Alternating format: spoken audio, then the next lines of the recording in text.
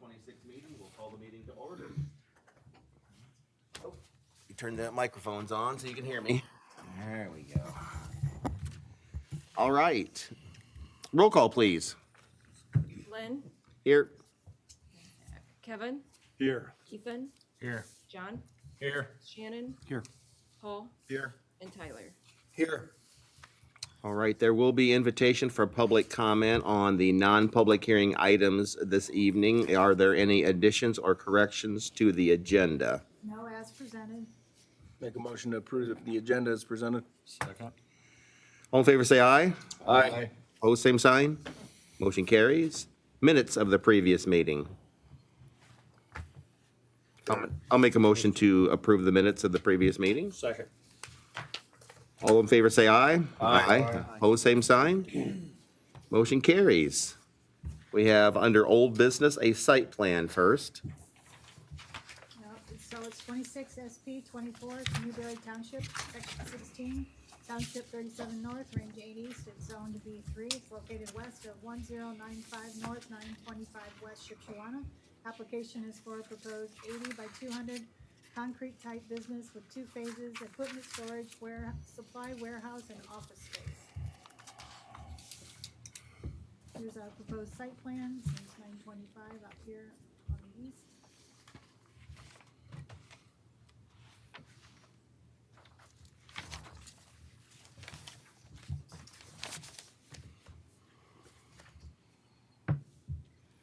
Do I have a representative? Good evening, Scott Ziegler and Clayton Evans with Hand of the Plow Surveying.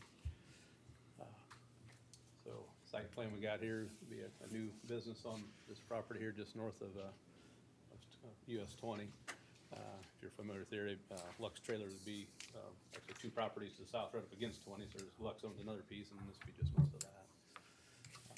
So we were here last month for the rezoning and discussed the development plan.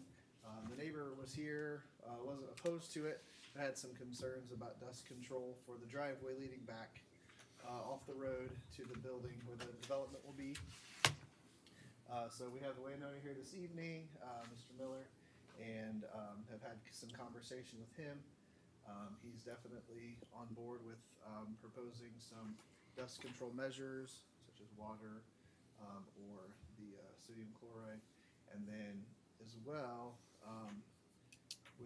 within probably 5 to 10 years, depending on how things play out, would also be planning to hard surface that drive as it goes back from the road, just as budget allows. So we'd be happy to square that away a little bit more, but depending on what the board is favorable toward.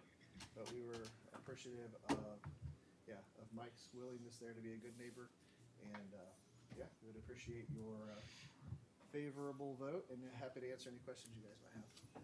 We do have some other projects where we have had dust control on that, and there's a couple different products that work pretty well. I mean, from just spreading water daily or as needed, which isn't necessarily cost effective, but possible, the calcium, and there's other products that can be spread, maybe monthly or so, that does a really good job of dust control and is environmentally friendly as well too. So I guess we just like the ability to use whatever dust control we seem most reasonable or economical to us, but again, definitely willing to keep the dust down. There's the gentleman who had concern. Yes, there you are. Concerns about the dust. Is the gentleman that had the concerns about the dust here this evening? I didn't think so. Okay, I didn't think so. I don't know that I would think water would be. That would be time consuming and a labor process. I mean, there's gravel pits that do that. Yeah. We put in down by Diamond Lake in Noble County. They use water to screen with, so they got plenty of water on source, and they had to drive the truck there anyway. So that's what they do. But again, that's simply because water's easy, but they make multiple trips a day down there. So I imagine it would not be just water. But whatever we have to do, he'll do to keep the dust down, whatever that product would be.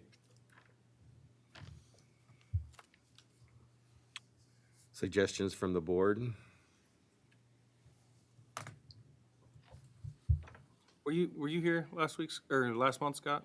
Was it just Clayton? Yeah. I told Clayton, I said there's, asphalt, not liquid asphalt that you can spray on it too. That works well. It lasts a little bit longer than some other things. Yeah, the last company I worked with was Orvin Bontrager. He's down in Noble County, and he's building his new business just in the work there in LaGrange County across the line. And I forget the product that he used, but it's like a 1 month application, or every month. You would apply it once a month on the dust. And did a good job. I don't remember what that came from. Yeah, like I said, there's a number of products out there that's available that are environmentally friendly. So I guess we was hoping to not have to be locked into a specific option, just to commit that we will keep the dust under control. So, Mr. Miller, you're committing to keep the dust under control? Absolutely? All right. Is there any public comment on this non-public hearing item this evening? Zach's not here to remind me, so I better get that done. Any other questions or concerns?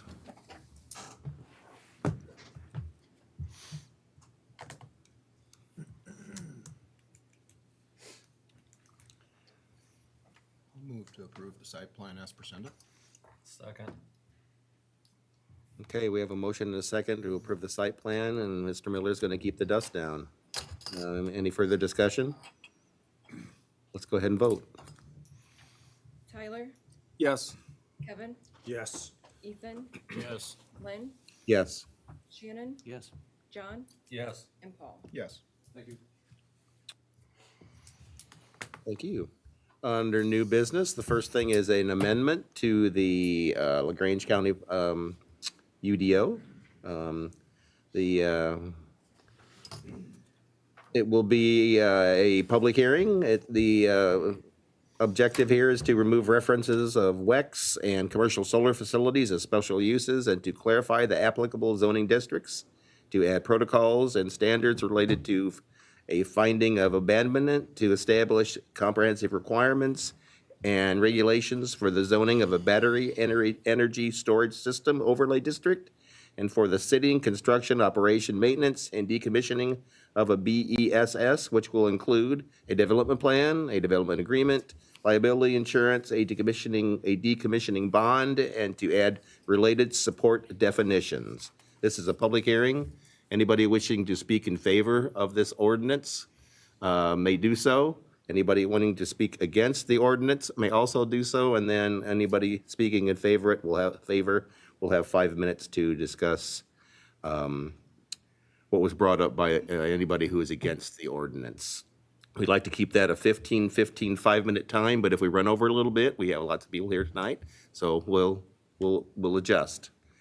Go ahead, Robbie. Well, I was gonna say, you just about covered it, so you read what I was going to read. Oh, I'm sorry. It's okay, you're fine. Faux I can pas. just briefly, talk about what is in the battery energy storage, system ordinance. It starts out, it is a rezone to an overlay district. We have some general requirements, there's facility overview for, the facility. We have development plan content.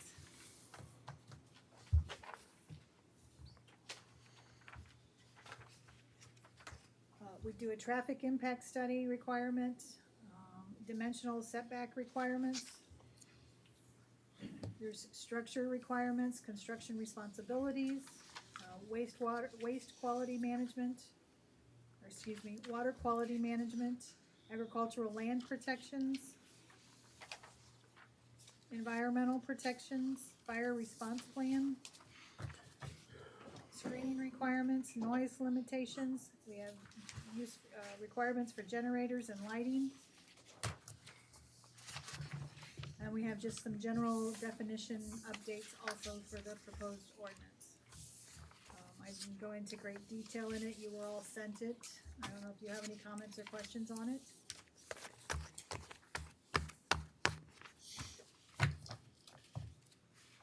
We'll go ahead and do the public hearing, and then we'll Sure. find out here. Okay, is there anybody here this evening who would like to speak in favor of the battery energy storage system? Do we have any- I have some favorable remarks, but I also have some suggestions, so I'd like to consider that it is in support with, yeah. Please step up. Go up to the podium, give us your name and your address, and And please sign in. Thank you.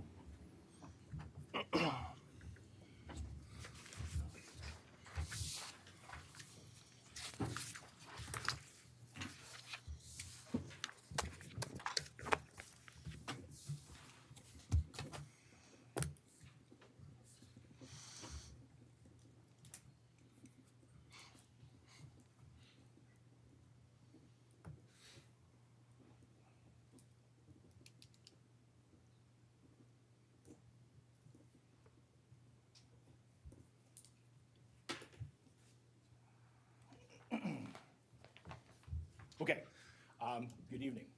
My name is Dan DuBois, and I reside at 310 Briar Hill Road in Cooperstown, New York. And I am a Senior Director of Development for Pattern Energy. Thank you for having me here, Mr. Chairman, Commissioners, audience. I would like to first tell you a little bit about Pattern Energy, and then I have, as I said before, some specific suggestions on the proposed ordinance. Pattern is an independent power company that was established in 2009, and so we have nearly 20 years of operational experience. Today, Pattern operates 46 power plants with a total capacity of about 12 gigawatts. Pattern is a developer, owner, and operator of wind, solar, and battery energy storage facilities.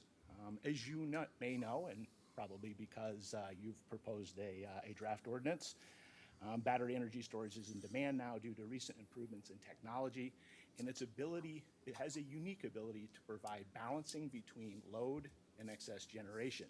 And as a result, it provides system reliability. And so I'm here today because Pattern is developing a 200 megawatt battery energy project in LaGrange County and have secured land rights that are adjacent to the Hipple substation, so off of West 600. And we're excited to bring potential investment in excess of $250 million to LaGrange County and are committed to safe and thoughtful plant development and operation. Like every community that Pattern is part of, we want to be a good neighbor, right? And I've heard that as a theme in every community, and I think we heard that this morning, right? We want to be good neighbors. So once the ordinance is adopted, we'd be back to discuss the details of our project, how it can comply with the requirements of the new ordinance, and the contributions that Pattern can make to LaGrange County. And so, as I said, we're generally supportive of the ordinance. We want to thank you for your efforts on the draft rule. In large part, we think it strikes a good balance between assuring thoughtful protection of the community and environment while promoting growth and economic development at the same time. So as a general matter, and consistent with other ordinances we've seen across the country, we applaud the Commission's reference to nationally recognized safety standards like NFPA 855 and requiring coordination with local fire and emergency management officials. We think this makes good sense, right? We readily agree to develop and implement emergency response and fire protection plans as required by the draft rule. Makes all the sense in the world. But Pattern would go a step further and offer equipment-specific training to local fire and safety personnel before starting any plant operation. So this is something we generally do. We do it at our operating facilities, and we would offer this here as well. And so we agree with the county's priority. It should be safety, right?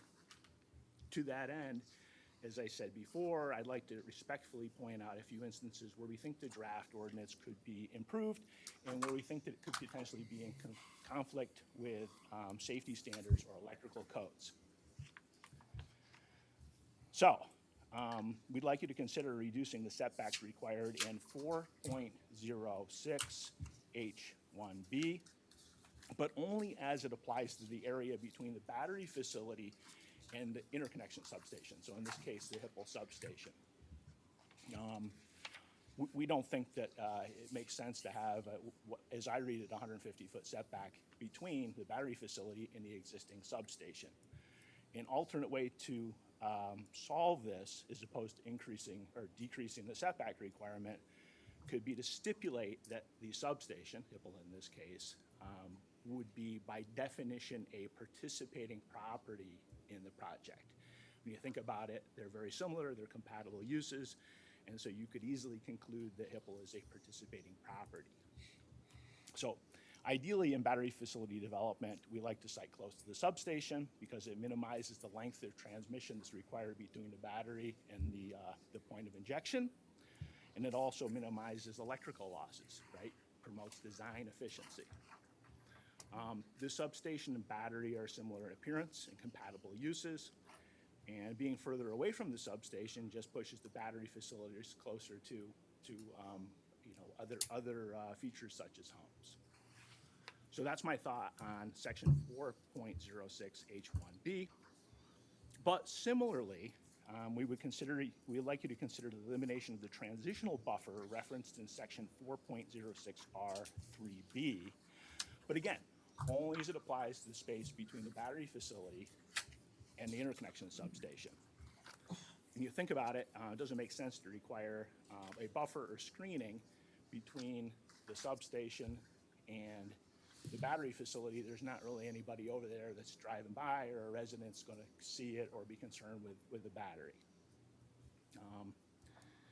And so that vegetative screening between the battery and the interconnection substation is potentially in conflict with the electrical code and serves no visual purpose. So if you think about it as an example, right?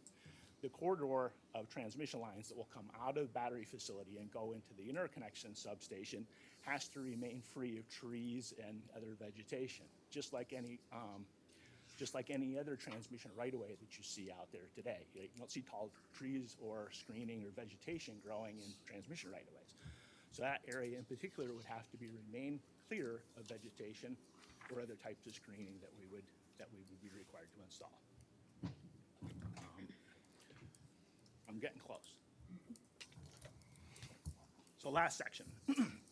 Finally, section 4.06I2 requires architectural characteristics such as the installation of decorative windows, doors, masonry walls, and murals. Since the batteries are typically housed in containers, right? So they come in a prefabricated container that's specifically designed for ventilation and safety.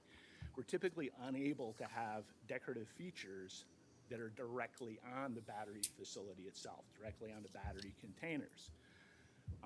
Decorative features like this might be nice to look at, but they don't really serve a purpose if we have vegetative screening around the entire facility, right? So if you have vegetative screening around the sides that are facing neighbors or the road, having a mural on it doesn't really make a lot of sense from my perspective.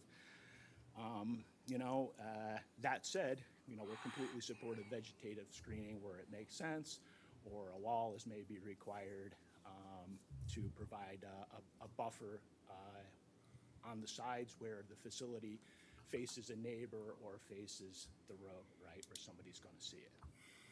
So, in all, I appreciate your efforts to create a comprehensive ordinance, and thank you for your time to hear my comments today. Glad to see that the county is balancing the regulatory requirements to promote safety while allowing economic development. And I look forward to coming back and submitting an application so we can talk about the details, and you'll see a site plan that hopefully meets the requirements of the ordinance. Thank you.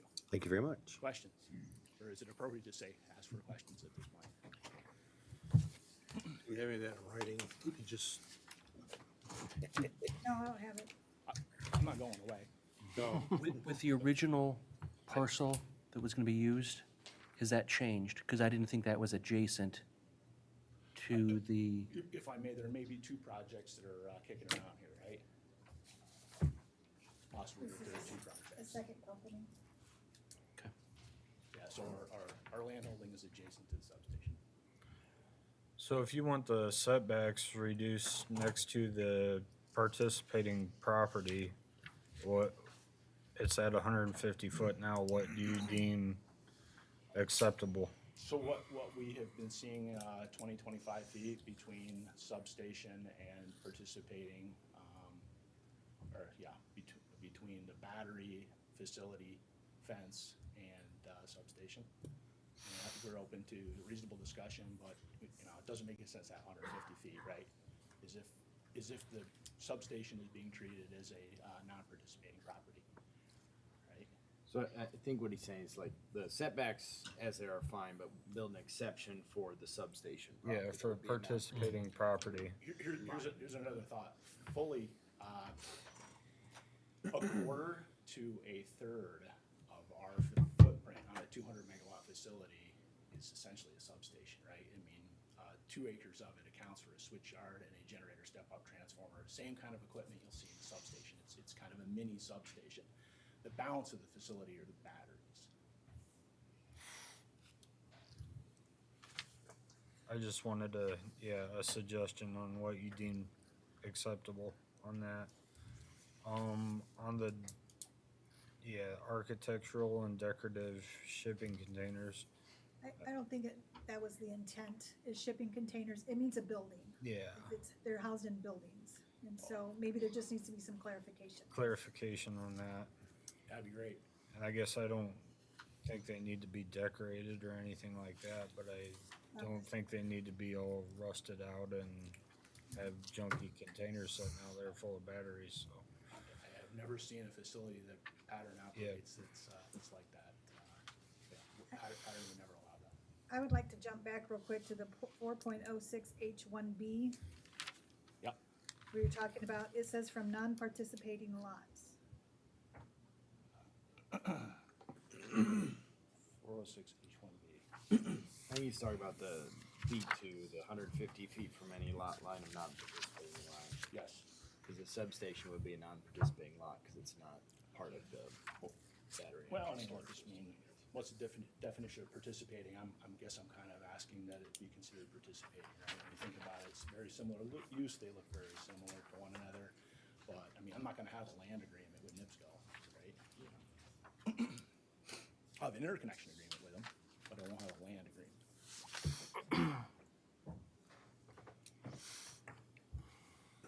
Yep. Robbie, what do you think about the noise? Like the 406R, was it EB? And the trees and the shrubs that we normally provide or have them put in? Well, it Is has that just for screening screening or is it for noise? Noise and screening. Yeah, so I think it's important. I think it's important. In LaGrange County, that's what we're asking everybody to do.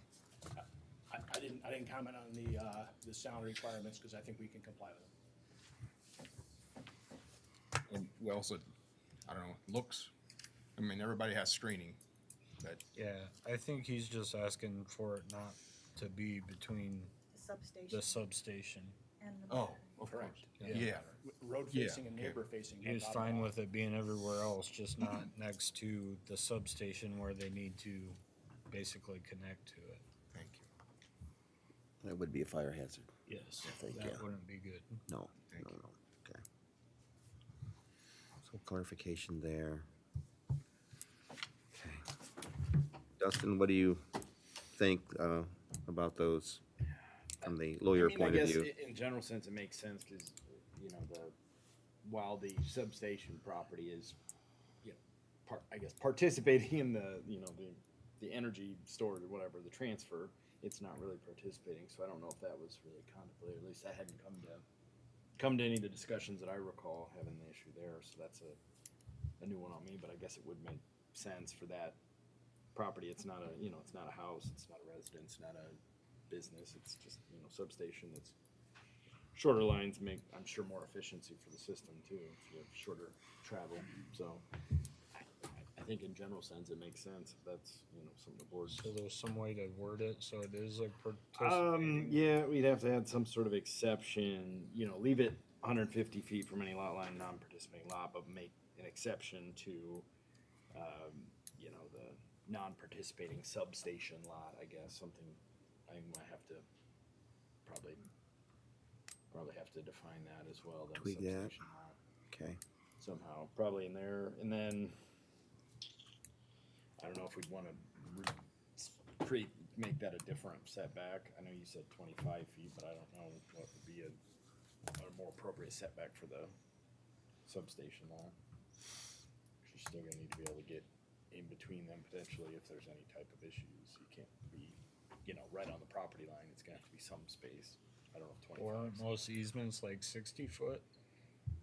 Easements, Yes, 50. 50. Yeah. Okay. 50 feet. But I think that would be probably easier than running 150 feet of connection. 50 would be a lot easier than 150, but. I mean, yeah, isn't an easement being 50 foot deemed acceptable to get most equipment? So basically a road. Basically a road. Because I'm sure the substations are probably pretty close to setbacks. They probably get Yeah. exclusions from setback requirements, so I imagine they can get away with putting them right on the line or pretty close. Do you think 50 would be acceptable? I'd have to look at it, but I think it could probably work with 50, yeah. Okay. Well, those will have to be made,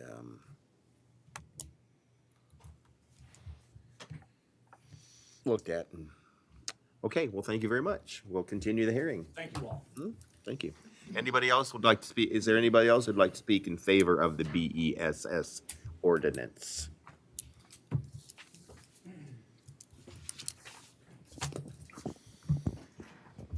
Good evening. My name is James Hingston. I'm the lead developer, or I guess, do I need to give my address? Yes, please. 19841 Inverness Lane, Huntington Beach, California. I'm the lead developer for Oriole Energy Storage, a battery energy storage facility that the company that I work for, CIP, is developing. And I wanted to, express support for the ordinance as is written, and express, thank you to you guys for all the work and consideration that's gone into drafting it. The ordinance is, important, as has already been highlighted. It provides a framework for responsible development for projects like this, facilities like this that are critical and important for our electric grid. I personally work on projects like this throughout pretty much across Indiana and across the Midwest in states like Michigan, Wisconsin, Minnesota. So I see a lot of ordinances and very few that are as thorough and detailed as this one. So I think that's a testament to the work that you guys are doing and to the care that you're taking to put together this framework to make sure that any development is done responsibly. On our part, we've already begun meeting with neighbors in the area that we plan to develop our facility at.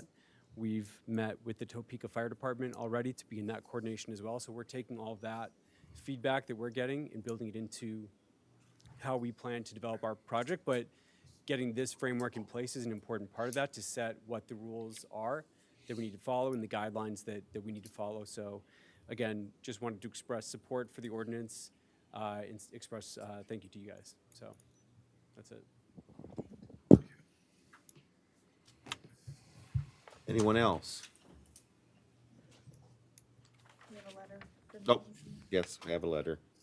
Yeah, so it says, "Dear members of the LaGrange County Plan Commission, on behalf of the LaGrange County Economic Development Corporation, I respectfully offer our support for the proposed battery energy storage system ordinance.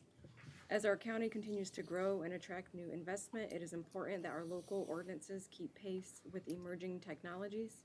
Establishing clear standards for battery energy storage systems provides certainty for property owners, developers, utility providers, and local government, while ensuring that future projects are reviewed through a consistent and transparent process.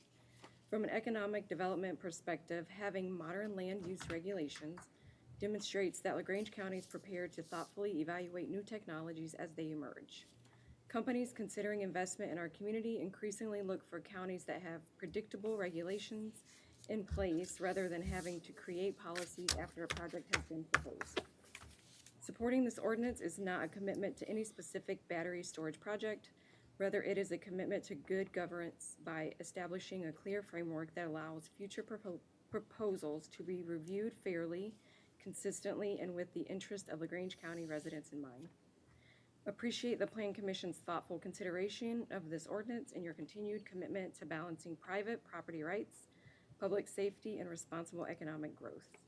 We encourage the Commission to recommend adoption of the proposed battery energy storage system ordinance." That was Sherry Johnson. Thank you. All right, anybody else here in support?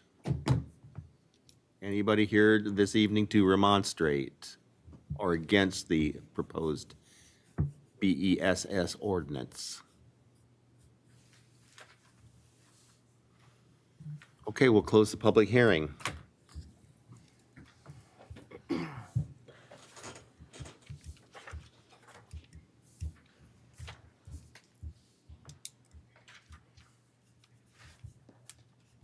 Mr. Hingston, what do you think of the changes that were proposed by the other developer? Just out of curiosity. I would say, I have no issue. A few of them, I don't think would affect, our projects. I think we understood the kind of, ornamental pieces and things to be for buildings and not enclosures, so yeah, I think in general, it's all, reasonable.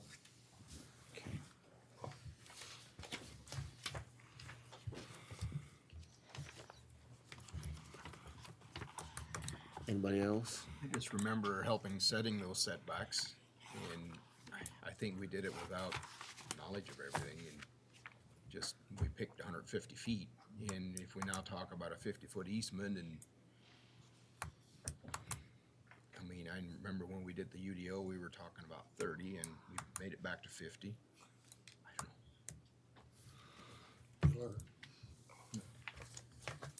What they have, I think maybe the clarification needs to be for participating and non-participating properties, instead of messing with the setbacks. Yeah. Clarification needs to be made for participating and non-participating properties. I think the non-participating is fine at 150. It's just against the substation, if we can word that, so it's a participating property, and then put it at 50 foot.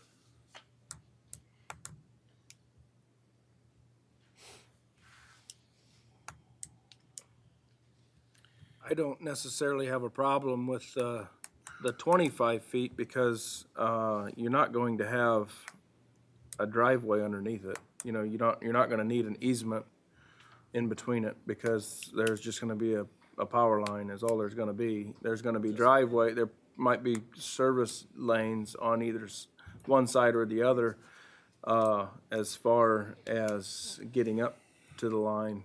But I mean, you're not gonna have an easement underneath it.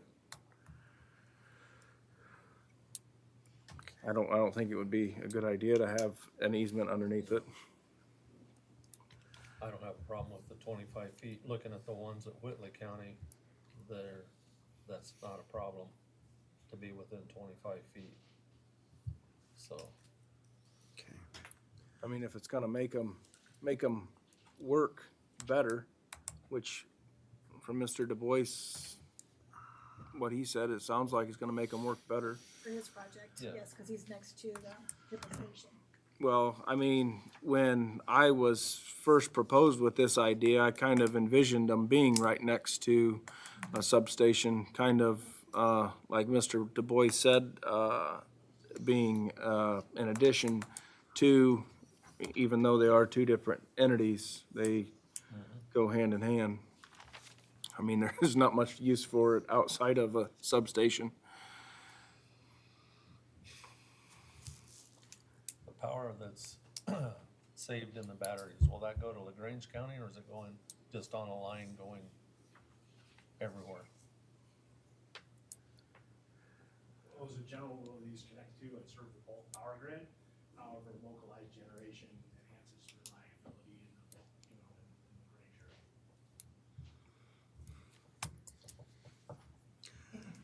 There was a mention of generators in the ordinance. Could somebody, one of you two gentlemen that knows more about these BESS than we do, stand up and speak about the power generators that are there at the, whether they're backup or if there are any or they're not any, as far as diesel, gas, or any other form of electric generation at the battery plants? You have to come up to Come the up here, podium. please. I think we got like a maximum of like 10 hours in a month or something like that in the ordinance. I mean, we know very little about these. We're learning as we go. So speaking strictly for our proposed facility and our other facilities, we don't have any backup generation, diesel or, you know, any other combustion type generation, that would be co-located at the battery facility. Simple as that. The battery facility that we're envisioning, gets its power from the bulk power grid, stores it for a period of time, and then puts it back on the grid when it can be better utilized, right? Simple as that.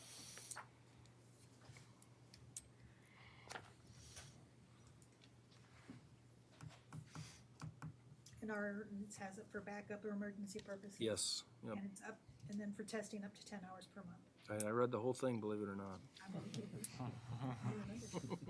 It also has something in there about cutting trees down that are too big. I kind of giggled at that one, but was it 3 feet or something like that? Yeah. Okay, Thank you. thank you.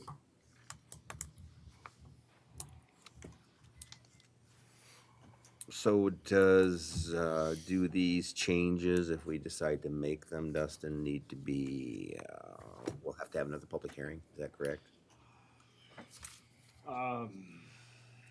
Because you'll have to clear it with county attorney and et cetera, et cetera. How I would phrase this or word this, but I don't really have a good answer right now as to how to address the exception to make it make sense, but I think we could make it, I'd be a little tricky on the fly, I think, but, I mean, you could, I guess theoretically, you know, pass it with a favorable recommendation with that minor revision about the setback, and we could, you know, get that in place before it gets to the commissioners. I think something that small, if we were doing a full-scale redo, then no, absolutely not, but I think it's a small enough exception that I think we can build it in as a condition to the favorable recommendation, since it's just, like I said, just an exception to the setback from a non-participating substation.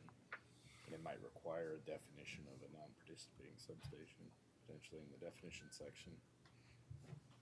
Just trying to think like, County Attorney Mr. Bentrup, I'm sure that's what he would contemplate as well, so I'm trying to You do have to deal with that, put my hat on, so. young gentleman, so, yes. But yeah, I think, I'm, as we're sitting here, I'm trying to think how we would phrase that, if I would put it setbacks in each of the H1A and B, or put it in the C as a general for all buses, but I don't know, I think it'd have to be billed as an exception, since general non-participating is 150, which would make sense, like a house, building, some other, you know, farmland, whatever. But the substation, I think, is kind of a special case, because it would make sense for it to be closer if possible, for efficiency. But I don't think, like I said, I don't think that was anything that I don't remember coming up in discussions as we contemplated to this point, so this is a new one, but it makes sense, generally speaking. If a special meeting would be required, does that additional month delay, does that create any difficulty for anybody involved?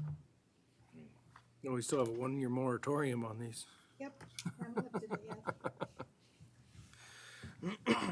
Well, the hope would be once, you know, we get this through the commissioner's approval, then we can get the moratorium lifted and get the ball rolling there, but don't wanna get the cart in front of the horse. Are we thinking 25 or 30 or? I think, the safest minimum So would be it would be appropriate. to any participating property is what your, Yeah. is gonna be. So you have to think of it as other lots also, not just the substation. So that would be something you should really keep in mind when you set that distance.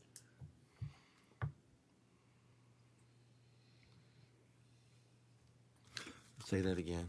So if you had a battery power plant next to another battery power plant, the setback would be 25 feet. Correct. Okay, If they're Not just- participating as the same one though, like if you have two different companies, does that, they're all participating then? Maybe. Yeah, that's, there's a maybe none there, because that's they're what I doing was the wondering. same Because if development you or have two release. different companies, they're not participating in the same, now they might be participating with a substation. Right. So does that mean they'd have to be 150 feet away from the Correct. other battery? Yeah, that would be the setback for a non-participating. Yeah. So I guess we're looking for just an exception for The substation. the substation it connects to. I would say Correct. yes. Does the substation right now already have a setback? They're kind of exempt from our rules. If I remember right, we had this. I wish I could be kind of- that way. We had this argument with another temporary substation in Howe, and then the permanent one that replaced it, I think, where we were told that they didn't have to follow our rules, and we had a little fight about that. So that's all to say that it's not guaranteed that the substations are meeting any type of setbacks. I don't know, without looking at all of them, to know what their setbacks actually are, what they meet. They get somewhat, some grace in what they develop without our full force of our ordinance. So they could be closer to the property line than we anticipate. That's the only thing I was thinking. If they're too close, then 25 feet could be tight for travel, but I don't know, you can still get vehicles through there. I assume if problems arose and you need to get emergency vehicles through there somehow, I think you could probably still do 25 feet, but I'm not an expert to emergency response. What's the distance between the containers? I know what it was in Whitley County, but like when you have your containers in a row. Depends on the technology, but usually 10 or 12. Yeah. So So by being self-contained with the fire extinguisher inside, really, that you guys don't want the fire department to do anything to them anyway, do you? Just stay away?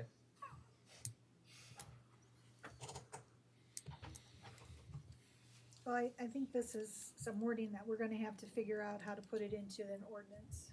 Yeah, I don't think we should vote on it tonight. I don't think so. Cause we need to do that with the vegetation between the substation and the Yeah, best and that's system too. another thing, if you And then knock it that down to 25 I2. foot and then still require screening, then Yeah, so we need to do something about the screening in between the system and the substation also. yeah, I think that R3 A and B would probably need an exception for the substation, non-participating substation lot as well. Otherwise, it would kind of conflict with itself. Well, instead Well, of it's making 25 foot Dustin setback. do this on the fly and trying to interpret what Ben would do, I would suggest we not vote on this tonight. That would be my suggestion, but I'm willing to do what everybody else, whatever you want to do. Table it for the next meeting then? I think so. I would second that. Okay, we have a motion to table the BESS Energy Storage System ordinance to the September already meeting. Can that be a voice vote? Yeah. Yeah. All in favor, say aye. Aye. Pose same sign. Motion carries. Thank you very much. All right, let's go on to site plans. We're on 26 SP 30, we're in Eden Township, section 28, township 36 north, range 8 east, it's zone EQ. It's located east of 9455 west, 700 south Topeka. Application is for proposed 40 by 80 addition and remodel of an existing chicken barn for conversion into a wood pallet recycling business. Here's our site plan.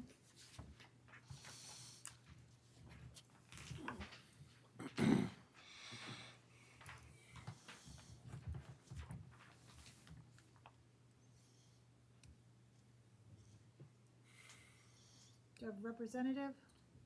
Good evening, Scott and Clayton again with Hand of the Plow Surveying. Representing Ron Drager, Daniel is here tonight as well too.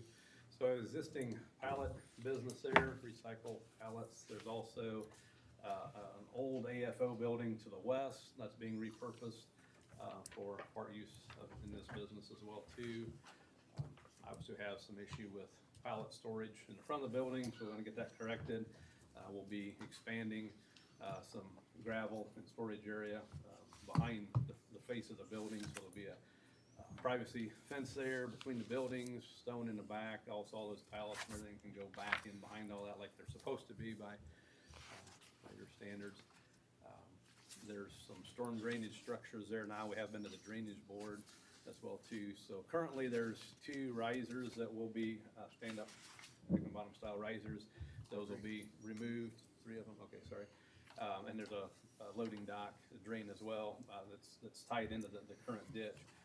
That's gonna stay there. The risers will be removed and replaced with a catch basin, because we'll have stone and we'll have storage over them. But all the new site will be graded to the north, and there's a ditch to the east that's got a spoils bank there, so our water, other than one small notch that goes into the ditch, we're gonna armor that little swale there, if you will, and put a stone dike there to prevent large flows of water going that direction. Most of our water is just gonna stay in the hayfield, pasture field, about a 150, 200-foot swath there. So the water, instead of a classical retention pond or detention pond, it can just sheet flow out into our own property in that hayfield there and just water that. So should keep, other than what's going there now in the ditch, which is actually about half of the 5-year developed or undeveloped, the existing developed site, half of what would normally come off of there is all that's going directly into the ditch. The rest we're dealing with on site, our stormwater. So we've been to the drainage board and had the approval for a little bit of stone to be in the right of way, and so I think they were on board, gave us our approval there on the variances on that. Clayton, other things to add on the project?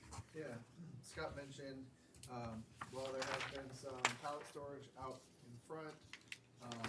Most of the, either the used pallets that are waiting to be reassembled or finished product that would be shipped away can be stored behind the existing buildings. There's also kind of a combo covered storage area as well as privacy wall that comes off the east side near the southern portion of the remodeled chicken barn.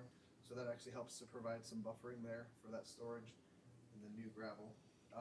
There will continue to be some retail display of pallets in front, which is protected or buffered behind the existing tree row. Yeah, and so, yeah, we've demonstrated how delivery vehicles can circulate on site. Once again, it's an existing site. They're using an existing loading dock. That system is working well for them. So the project has gone through for an amendment to the minor subdivision in order to make this a lot larger and to include the old AFO building, which will now be remodeled.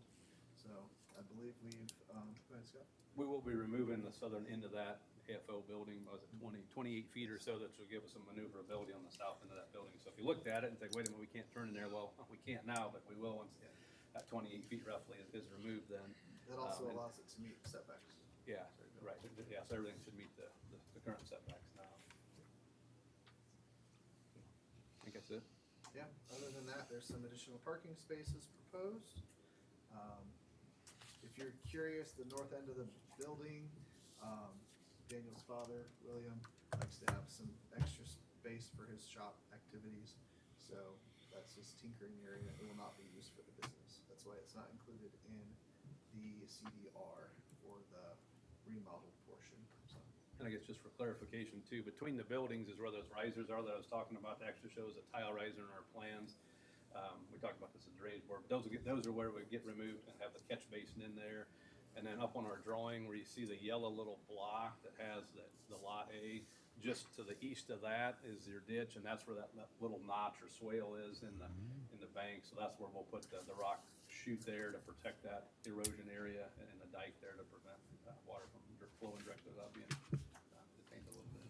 And we can provide an update to the site plan for Robbie's office to make sure that gets reflected on there. Where's the Tinker shop? It's just the northern portion of the chicken barn that's not being remodeled. So This area here. I just wanted to explain why that wasn't being remodeled with the rest of it. So it's not needed for the business. Is there a firewall between? Oh. There will be a firewall between the old portion and the new portion, so. Thank you. Separated. Oh, it's just storage. Just storage, I'm sorry, I misspoke. So it's not a Tinker shop, it's storage. That's what Daniel said. Yes, that's correct.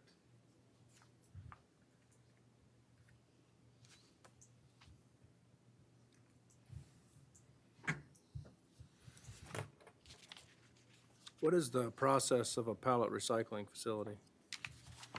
Yeah, it's interesting. Would you like to speak to that, Daniel?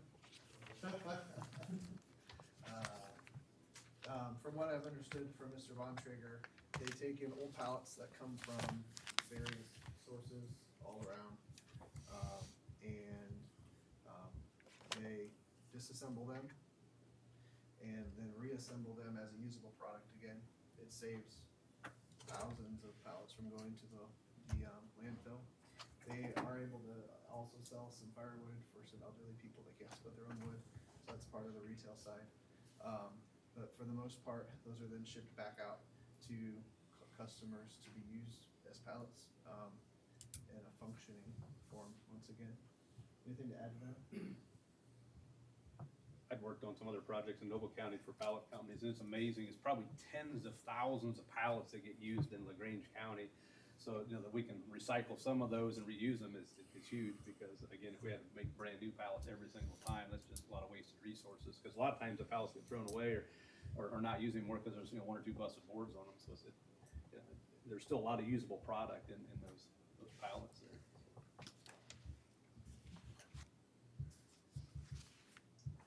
I don't know if the board knew it or not, but Pallet One in Shipshewana is one of the top pallet producers in the nation. If you look at their log yard, a lot of pallets leaving just that, or wood for pallets leaving that facility.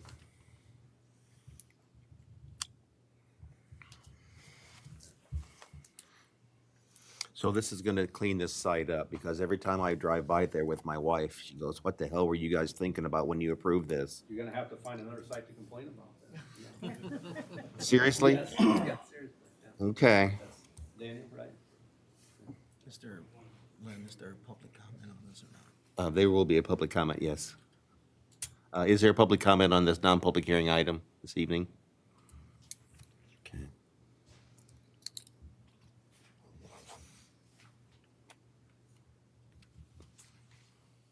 Stuart had his hand up. Stuart? Oh. Are you ready? Why not? I didn't not see you back there. Excuse me. Should have jumped up and down or something. Yeah, I'm too old.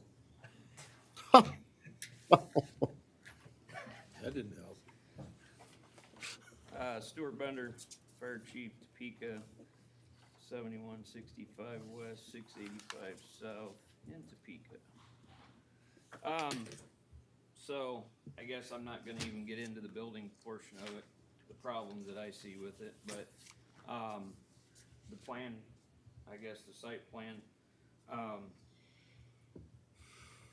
on 6/26 of 2025, we were called there for a fire, and the fire was in what they called in as a semi-trailer, which, you can kind of see on the plan down here, would be east of the existing wood frame pallet shop. We arrived to find, obviously a mess. Could not get the fire truck in there right away. Had to wait because of the tree rows that are there. The turn, obviously we're coming in from the east, and we cannot make that turn to get around to even get over to that. So we had to wait for trailer to move, truck and trailer to move out of our way, get out of there. We pulled in, had to back out on 700 and then turn in to make that turn. So some concerns there. The other concern that I have obviously is, yes, cleaning the outside of it up. Obviously, that was June.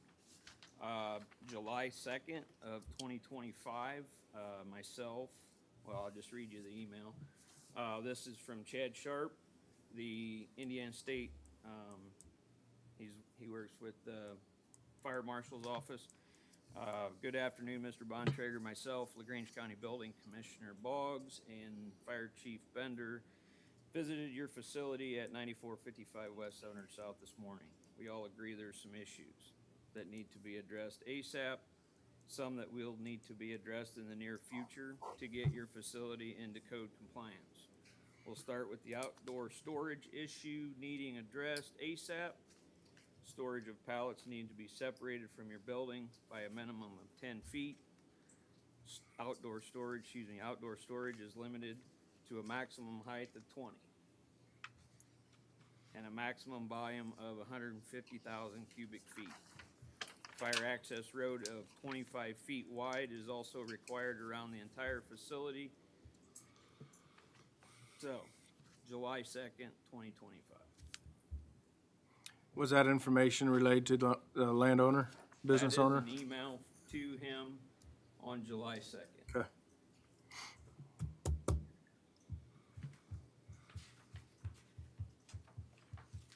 I think his attorney responded, obviously, for over a year, there's still been nothing. It still looks the same as what it was when we were there. I guess my issue with, he says he's gonna put pallets back there, that's fine out of the front. If you go back to the aerial view, and look at Beacon, you can also see that there's even more on the backside, both sides, pretty much all around this factory. There's nothing but pallet storage. I don't think he's got enough room between the two buildings to store that and comply with fire code. And to keep a 25-foot drive. If he moves all the pallets between the two,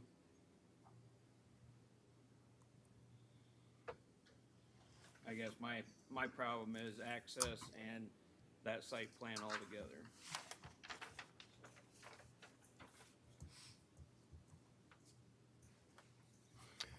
And I guess the other issue is, I'm not sure that it takes a year to come before you guys to try and get this accomplished, but You said a 25-foot drive, and what else then, Stuart? 10 feet between what and what? so there has to be, they cannot be any closer than 10 feet to the building. Okay, Or a traffic jam. They have to be a minimum of 10 feet away from the building, maximum height of 20 feet, and a fire access drive of 25 feet wide around the building.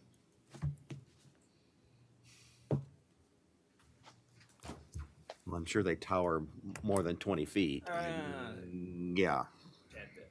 that bit, okay. Explain the purpose of the volume.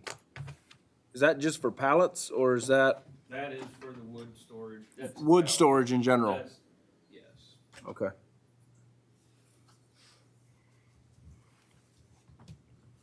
The problem that I have too is, and I know I've heard it, I haven't heard it from Mr. Bontrager's mouth, but I've heard it from others, that he said he knows if he has a fire, it's gonna burn.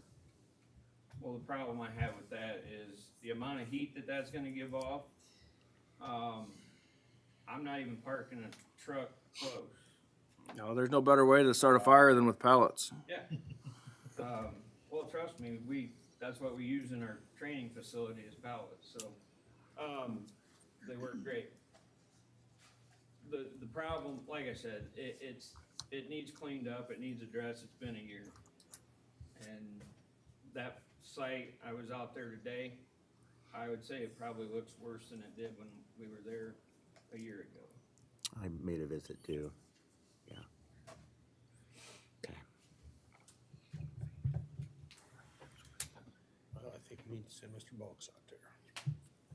Jason was part of that group that went too? Okay, I think it needs to be sent again if there was nothing corrected. pardon me? It needs to be sent again if there was nothing corrected. Yeah, And then whoever has the copy of that email, I'll need it for the file. yeah, we have it right here, so. And I know the building, like I said, I wasn't gonna get into it. A wood facility, manufacturing facility, the square foot requirement for a sprinkler is 2,500 square feet.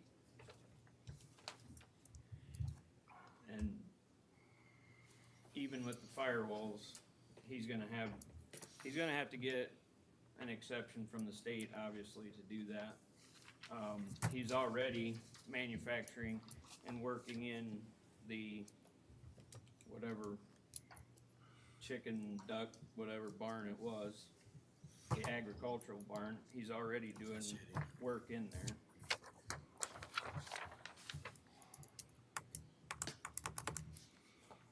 Okay. We also have a letter from the fire chief okaying it before the site plan can get approved? Or just, do we just do I mean, if the building's up to code and the outside storage is not, we still need, Well, he's saying the Neighbors building are- isn't either. yeah, so. He's got, I So think he's those got enough issues room all there to do around. what he There wants to do, but not just doing this. Jason got a copy of that.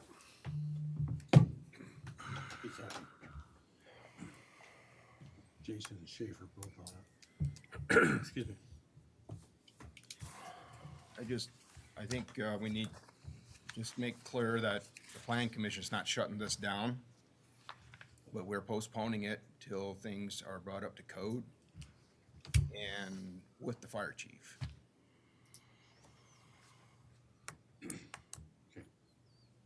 Mr. Bontrager, do you have any idea how many pallets that you have on hand at any given time? I know it's a hard guess. It varies? Okay. I was doing some quick math and if I'm right, the 150,000 cubic feet would be somewhere near 24,000 pallets. Okay.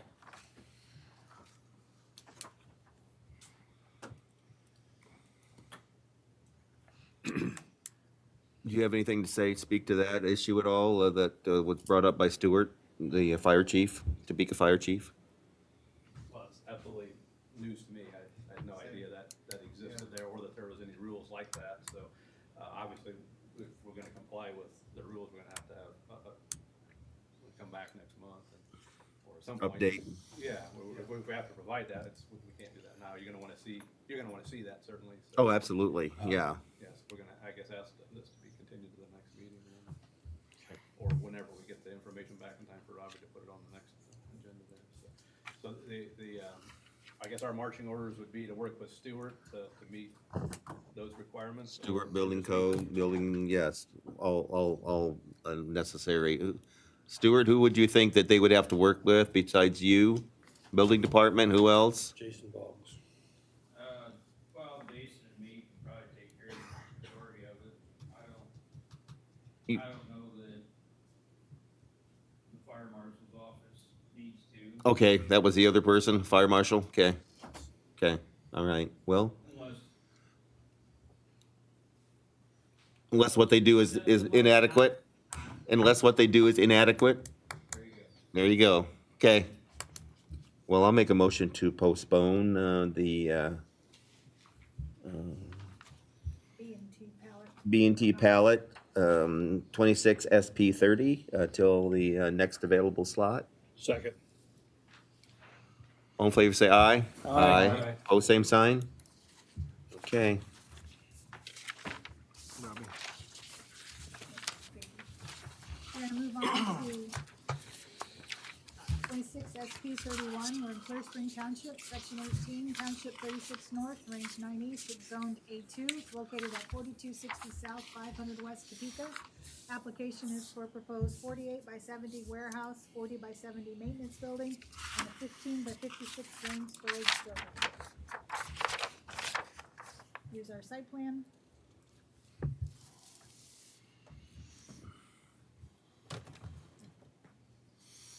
Our buildings.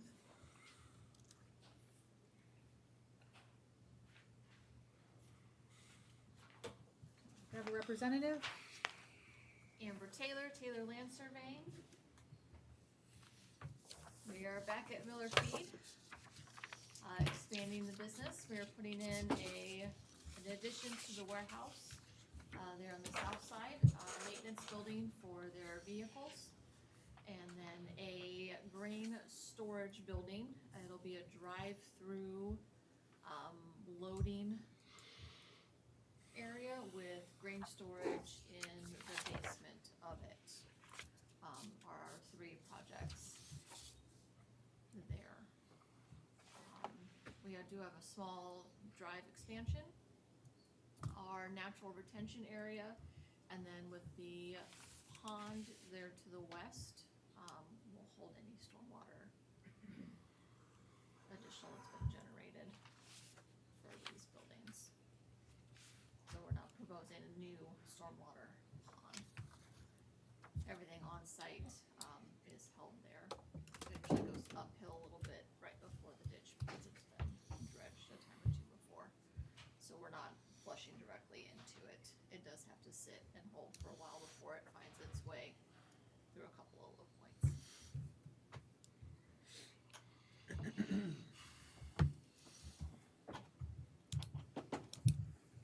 Is the grain storage ever gonna be a pit to run to the bins, or if it's underneath? That is not a question for me. Where are ya? Come on up here and answer that. Yeah. How does the grain storage work? Yeah, so it's, Jason Miller, it's a pit, and then it will be taken in with a drag conveyor going into the grain elevator and going up. That's what I thought. I was just confused under how it was gonna be a basement grain storage, cause I Well- thought, yeah. To the south? To the south bins? Yes, Yeah, correct, yeah. yep, yep. When I seen where it's located, I thought that's probably what it was. Wanted to make sure. So them explaining to me Yeah. months ago. Yeah. It is, just not much.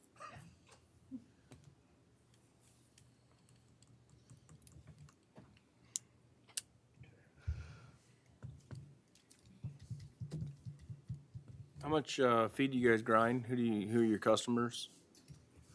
Around average, maybe 60 ton a day, and it's all local, communities. Got a couple dealers out of state, but a high percentage of it is, LaGrange, Elkhart, Noble counties. Most of your grain purchased by local producers? Yeah, Kevin Lambright's where all our corn's coming in from, so that's basically all growing right here in this county.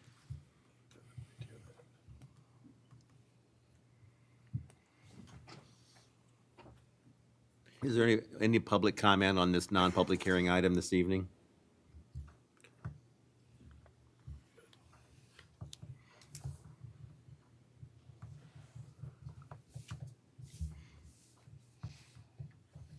And that setback from the ditches for the maintenance building is, my feeble eyes cannot see that number. That's 75 feet, okay, that makes it. 75 feet is, yes. Mm-hmm, okay. It also goes to the updated. That was adjusted recently. We went out and staked the south two corners of the building per Zach's request at tech review.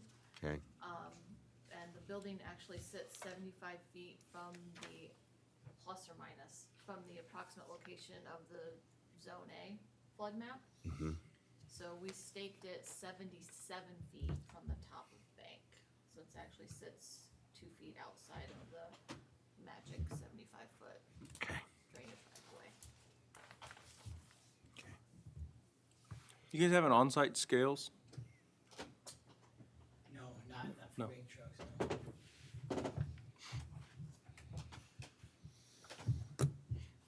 Any other questions or concerns, anybody? Ethan, you're studying pretty hard there. I move to approve the site plan as presented. Second. Any further discussion? Let's go ahead and vote. Shannon, Yep, yes. Paul, Yes. John, Yes. Tyler, Yes. Lynn, Yes. Kevin, Yes. and Ethan. Yes. All right, thank you very much. Thank you. Next, we're at 26 SP 32, Clear Spring Township, Section 10, Township 36 North, Range 9 East, in Zone A2. It's located at 2795 West, 350 South LaGrange. Application is for a proposed 66 by 148 addition to an existing general retail business. Here's our proposed addition. you.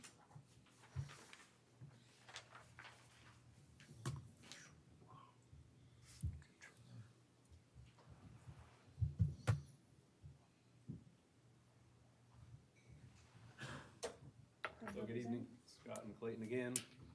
Wow. This is a layman's right historic, I hadn't caught on to that, maybe Rob said that, sorry. So they wanna put in an addition on there, 11,840 square foot addition, is that right? Clayton? It's the retail area. So existing business, a few things we are doing, there's a double horse rack, buggy type rack there, kind of in the middle of the site here. That's gonna get moved, we'll have issues with being able to maneuver semi around there, so that's going over on the left side of the drawing there. Okay. Stormwater, we're managing it on site. Most of the water goes to the north, east. There's a legal drain down over the hill there. Got some stormwater infrastructure in there. We got some landscaping too on this additionally. Yeah, landscaping, the buggy hitching is gonna be moved to the west side of existing parking lot. And then in addition to an extension to that parking lot in order to provide, sufficient, space for semi-turnaround, cause since they're changing the location of the loading dock. So there's a proposed septic. Phase 2 would be a new generator shed. And it looks like the drawing up here is not the updated one. But we did get that to the county. Let's see here, is there anything else? Yeah. If you wanna see it, I have it. Yes. Updated. Start there, pass it down.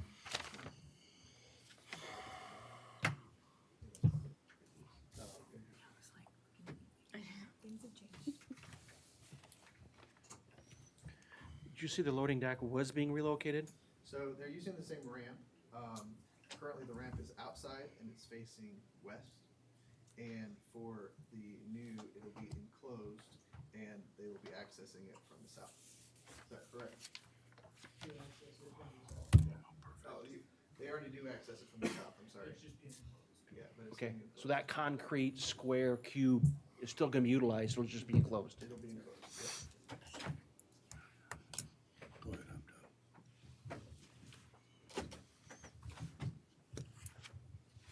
done. Zach is always concerned that they'll be backing off the road and right into the loading dock with the location of the loading dock. That's not going to happen, correct?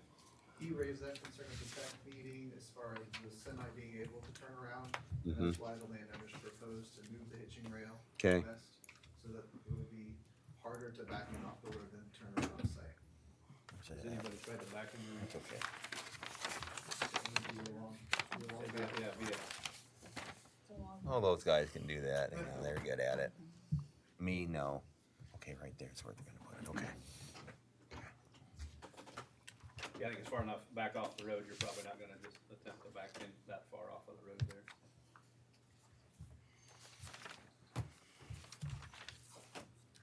Yeah, just those truck drivers have to be mindful, there's gonna be probably quite a bit of traffic between your hitching post and the front of the store. It's the same path that the trucks would be turning around. So, but we see that in other, Are your trucks coming in about the same time as your retail, or are they late morning? About the same time, but with the hitching rail to the side, that'll move the hitching rail traffic to the north, and the truck will turn around on the east side of the hitching rail. Yes. So it's probably a better scenario than what we got now, I One would thing say. to add, the entrance to the existing store is facing west on the existing building. The entrance will now be to the north, so it takes all foot traffic away from the building on the east and takes it all to the north, which keeps it out of the footprint of the semi. Yeah. but facing south. The front entrance is facing south. Facing south. Yeah. Right here where the ADA spot is shown, the new entrance will be here and not here. This will be closed, this is just warehouse proposed. So the buggy, which is most of the customers would be predominantly buggy parking, so they're over there on the left-hand side of your drawing there, and then coming around, into the building, so you're not crisscrossing too much, and definitely a better situation than what it is now, because you definitely have to cross traffic back. So we tried to improve it as best we could over what it is now. So the existing building will become warehouse and the store will be moved into the new, Correct, yep. Phase one. Space will be in the new addition. okay. Lynn, could I see that? Yeah, I'm down there. Yep. Is there any public comment on this non-public hearing item this evening?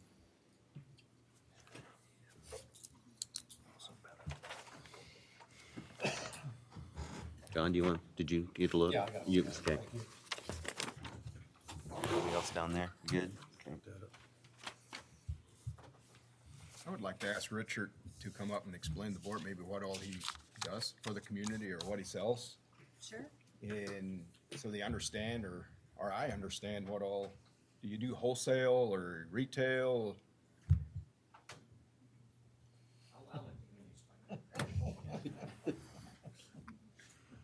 I think it'd be great for the board to understand it all. Just give us your name and your address, please. I do have that written down.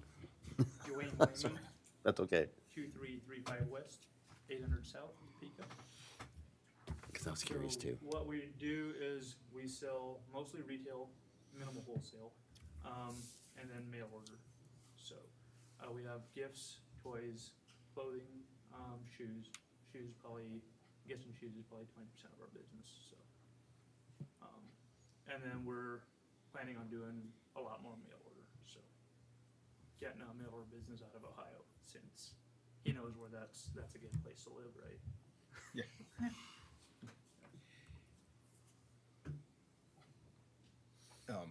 An asset for the community, and it's all basically, it's not that the Plain Church uses the store. It's right in the middle of the community, and it's a huge asset. That's what I see. Great expansion for them.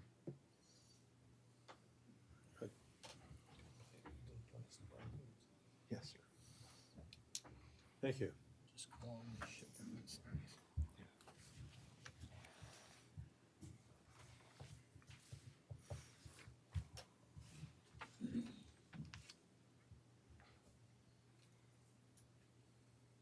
Any other questions, concerns?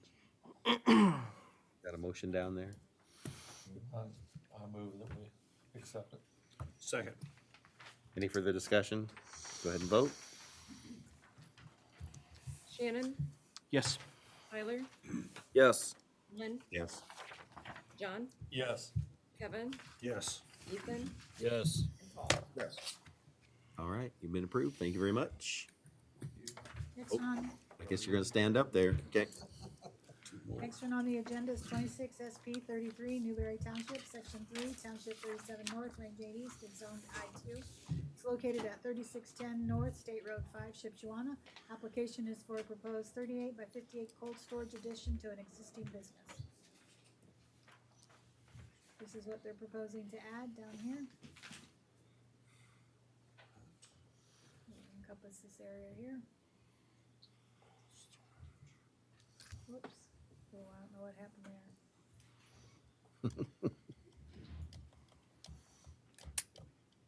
Building's gonna look like.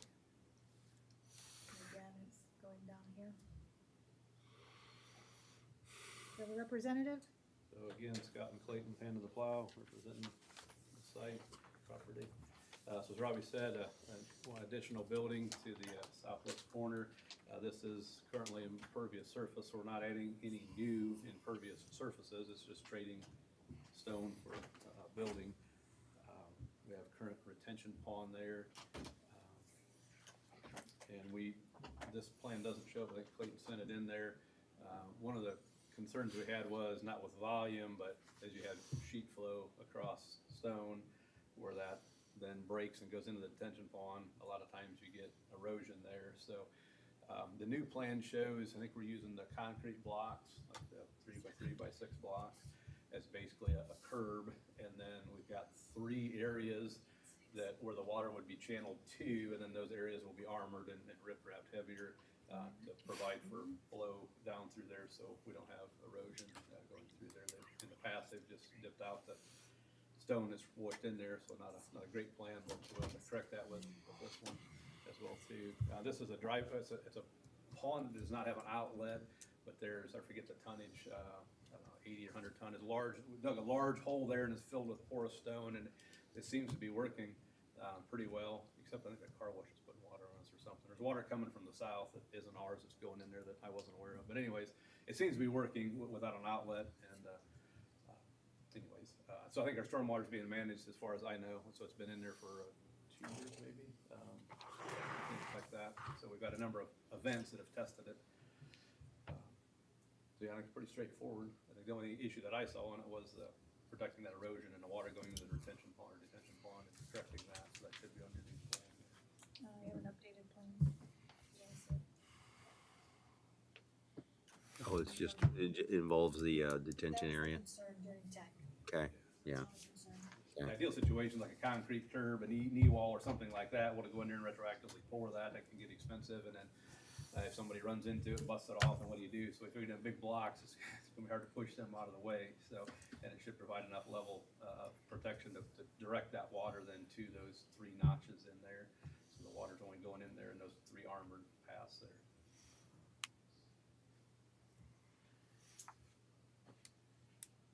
Is there any public comment on this non-public hearing item this evening? So the purpose of the new building is, Cold storage. okay, so some of that stuff sitting around is gonna be inside? Cause it needs to be. I know this is zoned I2, but it's not the prettiest site on the planet. Okay, Wood structure or metal structure?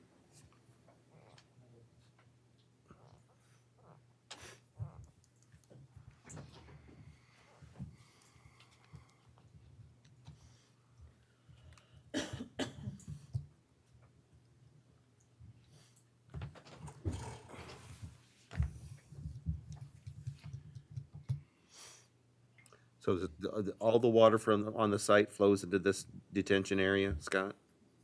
95% of it. 95% of it. And look at it, the site tilts from the southeast corner, it's all tilted Mhm. uphill going north and west. Yeah, There may be a little bit of grass possibly, like in the very northeast corner that would shed off, but I Okay. believe all the hard surface area and all the, the buildings and all that is directed down toward this corner of the Okay. site there.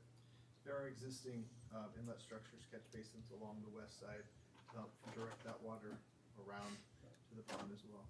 okay. The current building has downspouts and pipe racks.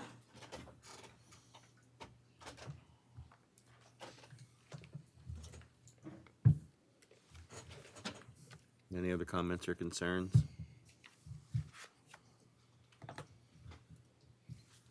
Set. Motion to approve. Second. Any further discussion? Go ahead and vote. Kevin, Yes. Paul, Yes. John, Yes. Lynn, Yes.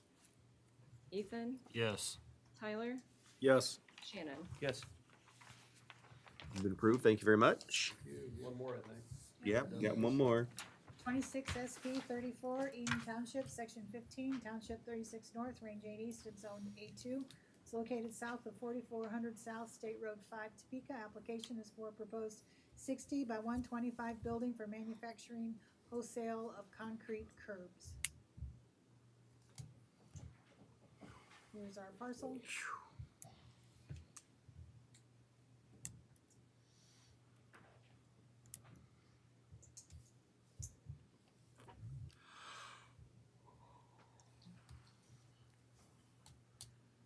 Scott and Clayton, one last time.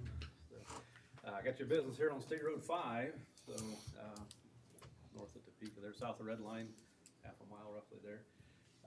So Malin owns a larger piece of property. There's a family. You got a chicken barn, a poultry barn on the property there too. So this would be on the very southern end of his property. Again, access directly toward or onto State Road 5. We do have a minor plat in process that would include this as a lot, and then there'll be a future residential lot behind this, maybe a dowdy house site or site for one of his kids possibly. But in any case, this would be the front lot. There'll be an easement on the very southern side of this property that would go back to that platted lot as well too. So using the same driveway then for that residential back there. So new business, we can talk to you more about that, but it's kind of exciting, new venture for in there too. So building there, detention pond, everything's contained there on the site. We got stormwater, we got a little bit of off-site water coming on, so we actually have a kind of a dual detention area. We kind of trap some of the water coming to us that would actually run toward our site or through our site to throttle that down a little bit, and then into a detention pond, and then we'll discharge out into a pipe that crosses the highway and then out to the east to an open ditch ultimately. So I think we manage all of our water, on site there, well, no problem with that. New well septic on the property there. So again, a nice little neat business there. So if you have any more questions, anyone's here, if you have more specifics on what's going on there. I think it's the only business like this in the county that I'm aware of. Something new, innovative. So what is the business? If you could come on up and tell us about it a little bit there, please. Appreciate it.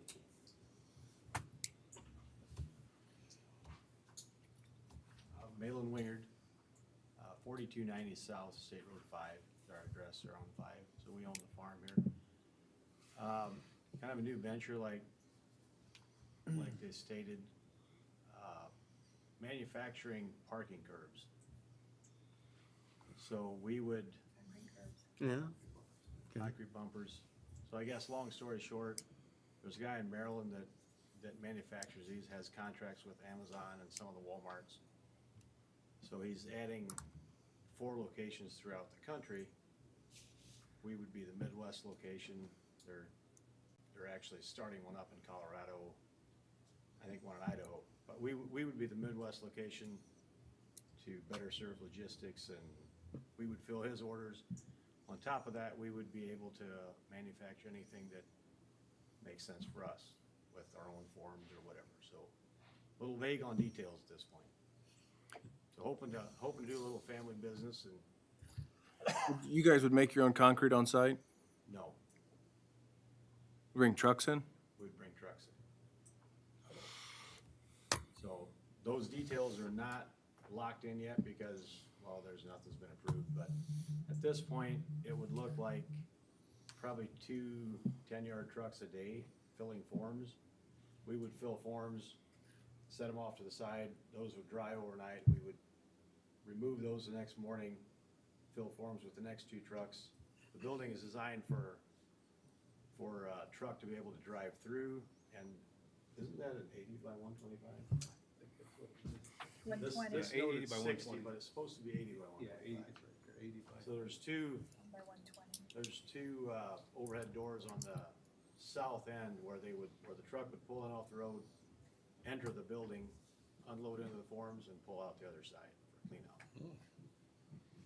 So that we can, well, I'm not sure how much noise is gonna be involved, but I'm hoping to make sure we don't have too much noise and are able to control that with being enclosed if needed or as needed, yeah. It's interesting. How much storage area are you gonna need for your curbs then?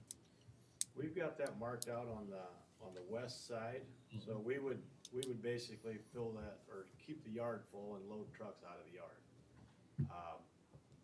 Right now, we're thinking a double row of 5 different types of curbs, so I think we've got it at 50 by 150 or something like that. I'm not sure what do we have, 50 by 130. That should be more than adequate, but there again, And they can drive the semis around that area and load theirs and pull around basically the storage area. trucks should be there. able to just do a continuous flow around and back out on the road. Well, not back, they'll drive out on the road. But they Yeah, can go right. back on the road. Go back out on it. Zach didn't say anything about backing on the road, right? Just backing in the Yeah. road. We're okay to back. Not here to defend himself, so be careful. But from the road, you're primarily gonna see the structure, Yeah. not Yes, the the stock. yard would be behind the structure. And it's got privacy fence on south and west. Yeah, it's got all. You mentioned different types of curbs. They're not just a standard curb, there's different types. Well, Amazon has their own, he designed a curb for Amazon, and that's kind of his niche market right now, so, So he'll provide you with those forms? yeah. Those are steel forms that, so they would provide all the forms for startup at least. Any forms that we design later would be additional, but no, don't have anything in mind for that yet. So, as far as, shipping product out, it would all be one type of curb that goes out per truckload, or you be cross-loading loads? Like, getting out what I'm trying to say.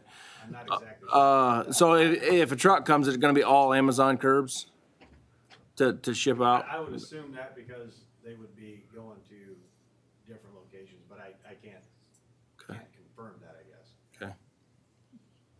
It's kind of I- new, this, I think it's gonna be a task having trucks come in to, because you're gonna be on demand as the trucks come. I think you might find out, and I don't know anymore, probably a lot less than you do, but, I think it'd probably be beneficial in the future to try and mix your own concrete. Well, that,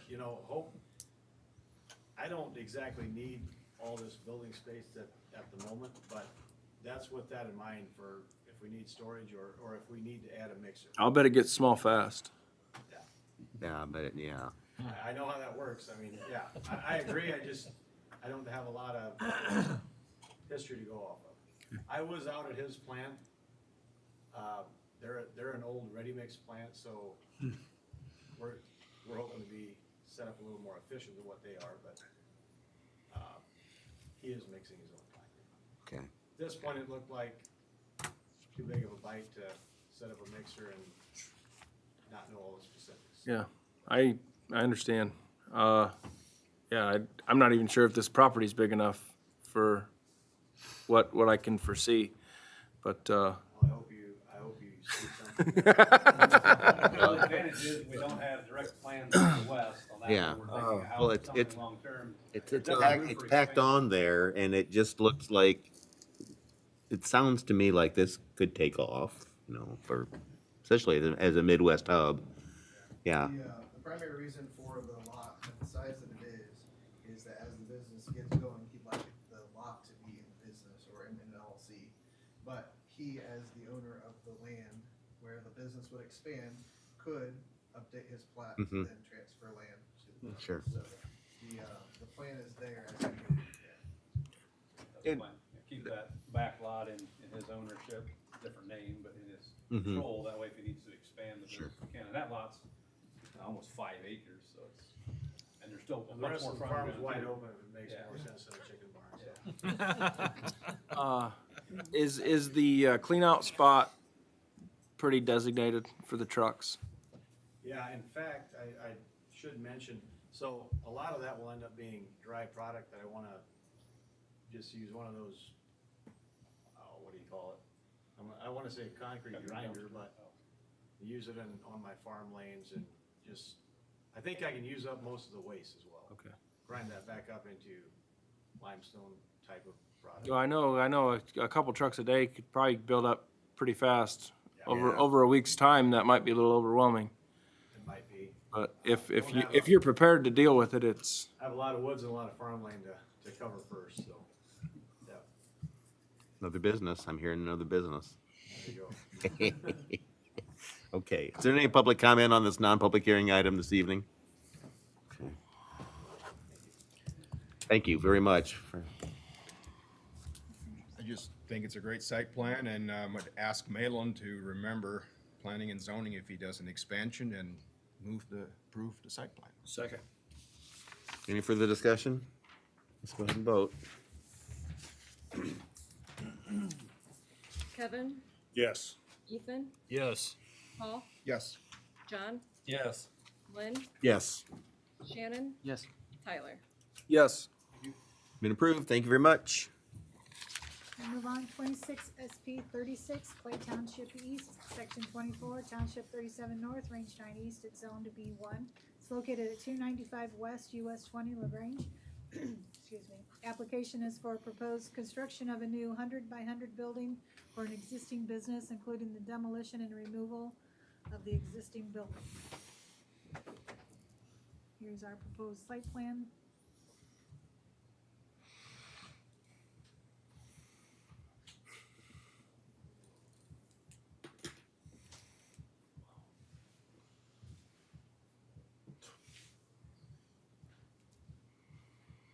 Do I have a representative?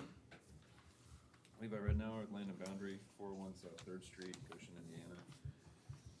Yeah, this is a sales and service kind of business. Main thing is they're gonna tear down their warehouse and build a bigger one, get some of that outside storage brought in. They'll have a breezeway connecting to their building to the west. They've got retail in there, and was it 300 square feet or something like that? It was pretty small. What we've done is we've added some parking spots there in the front. And then what we've also done is we've added, to keep traffic flow efficient and to keep cars and vehicles in the front and allow drop-offs and deliveries all to go out into the back and exit out the west drive. We've hit up everything that Tech had for us. The only issue we've got is our NDOT comments. The first pass went through and they said they wanted to consolidate to one drive. It doesn't really make sense why they would say that. So I'm going back and forth, and now he's kind of opened up to the idea, and I'm waiting for him to give me an approval. It's like every other day, 2 days that I get a reply, so should be maybe tomorrow or Thursday.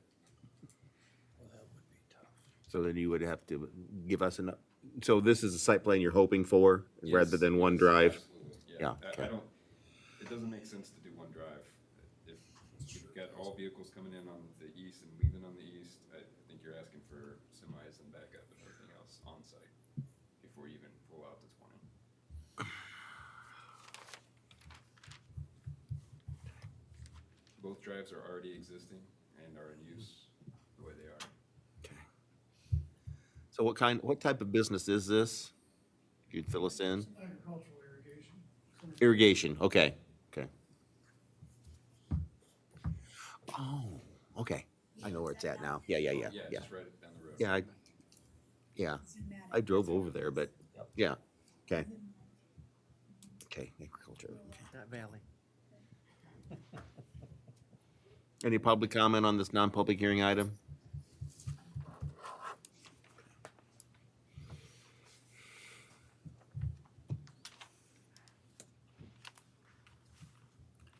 I don't see any issues with it. I guess I'd move to approve. Second.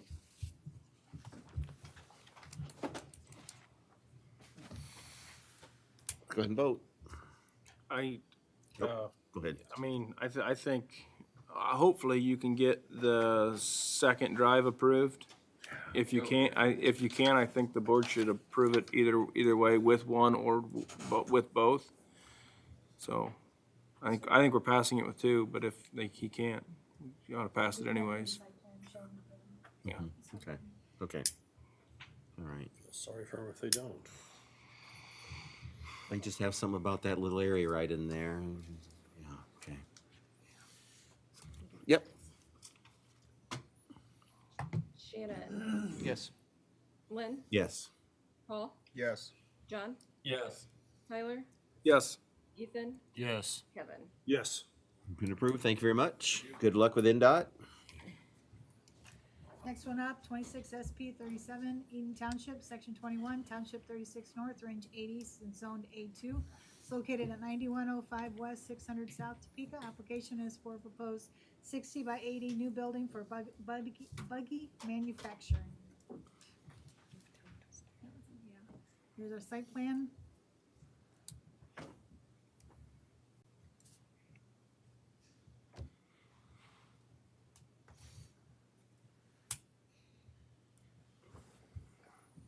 Have a representative?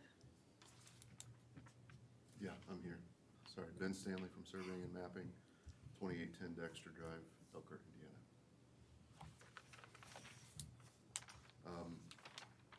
As Robbie said, this was actually a buggy manufacturing plant or shop that was burnt down back in March, or got caught on fire and was burnt back in March. This is a replacement for that original building, although in a new location on the property, further back on the property, away from the road.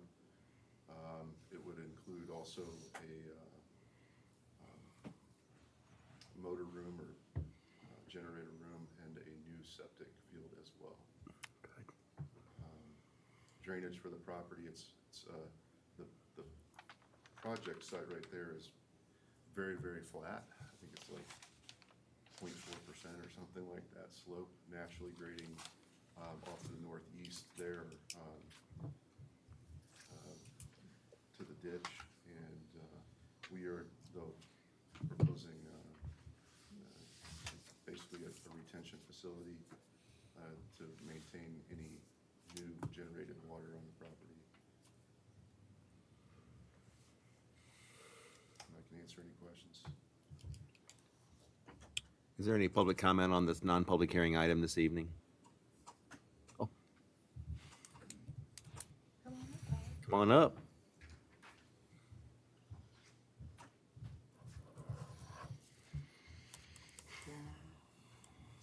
Howard Helmuth, 11665 West, 500 South. What I wanted to bring to your attention, I encourage you to pass this. As a little boy, his grandpa had a buggy shop there. This is a third generation thing for a small business in the county. I encourage you to pass this and work with it.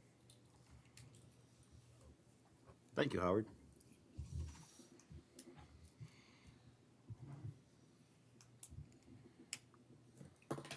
Anybody else? All right.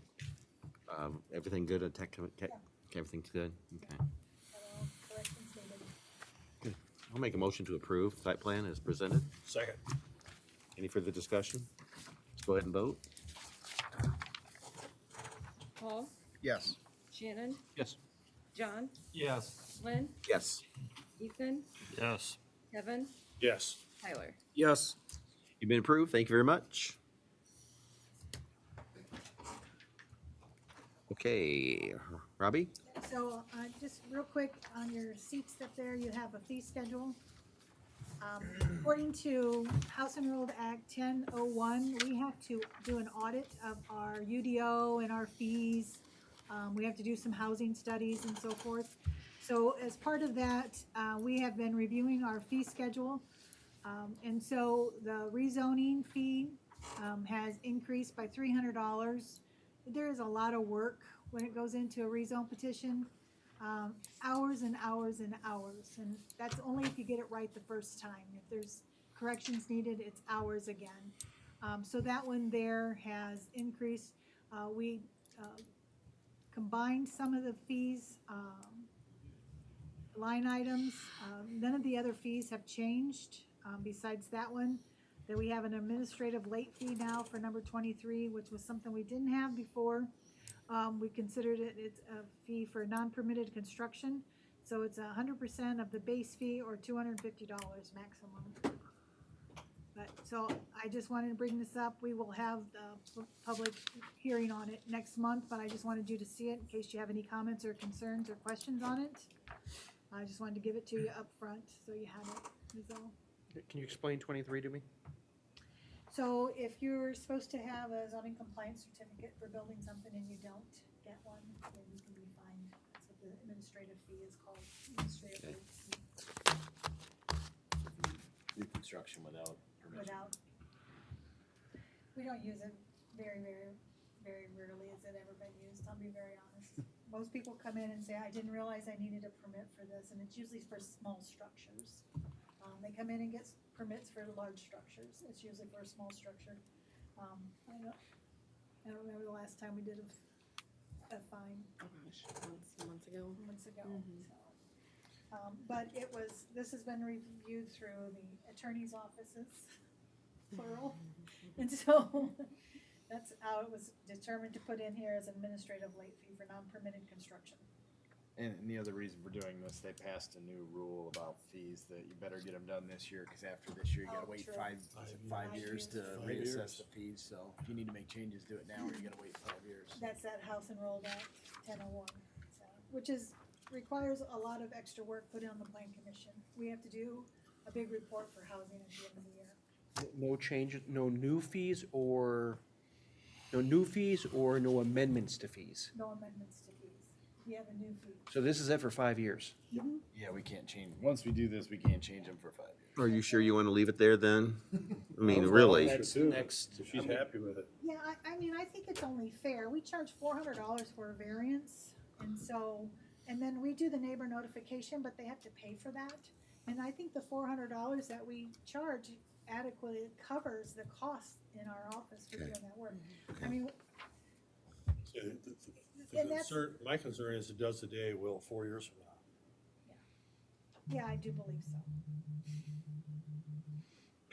If not, Yeah. Well, think about it. Something- we haven't something put to it in the paper ponder. yet. We can still No increase change for it. Robbie for the next 5 years, so.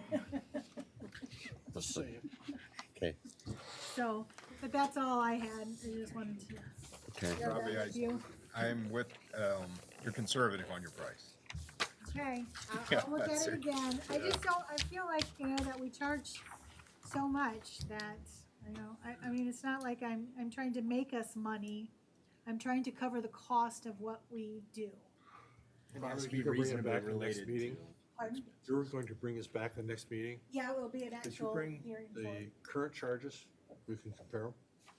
Would that be possible? These are the current charges. Those are the. Outside of the rezone, she said Outside of that's the up rezone, 300 from 500. And then on 12, Wasn't listening, I guess. on 12, we added the battery Sorry, energy Robbie. storage Yeah, system and and data on center. 12, it has to do with the battery And energy for the storage, development plan, because those are pretty, usually bigger. which more that's what we expensive. get for solar also. It's the same fee. We So just kind of get lumped for all those solar. together. That's a big one. Yeah, well, there's a lot. There's a lot Data involved in center should that. be There's a more. lot going through 250 that. million. Pardon? 250 million according to Yeah. that one guy. Millions of dollars, so. Yeah, they have plenty of coinage. That's not a problem.